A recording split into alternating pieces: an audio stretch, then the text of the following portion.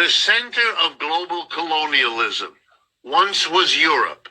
There were great empires of Spain, all of Latin America, of France, much of Africa, of Holland, a little teeny country in Asia, and then, of course, of the great British Empire and the effort of the Germans to have an empire. They tried to control the world to make it serve their little European country. For several centuries, they pulled it off. Now it's over, and they're stuck, and they don't have much to boast about these days. Their standards of living are everywhere in decline and under attack. Only more so now that the United States is backing away from them, too. I think the lesson here is you cannot bull your way through anymore. That part of the world that had to take it to be the colony of a country in Europe, and that was the fate of most of Asia, Africa, Latin America, and so on. They won't tolerate it anymore. They're not going to do it. You can see it now in their speeches. They're not kowtowing anymore, a term that comes from colonialism, by the way. And I think we see now the tension here in the United States between those who can't give up.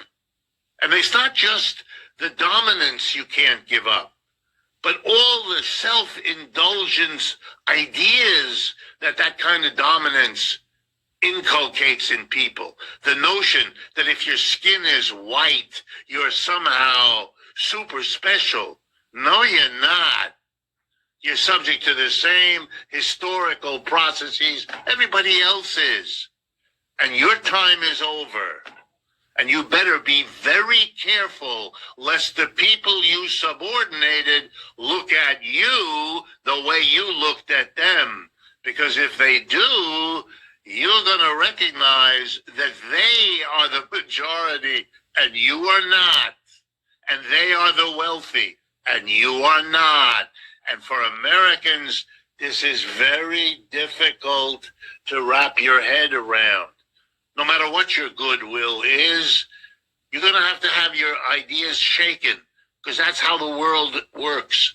And the irony is, the very system, capitalism, that gave you your exalted standard of living, did so by ripping off the rest of the world, which won't have it anymore. And what are you going to do? Impose it on them? You can't. So you're stuck. You better come to terms with that. It's the only lesson I think my economics teaches me. But I can assure you that hitting the world with tariffs solves nothing.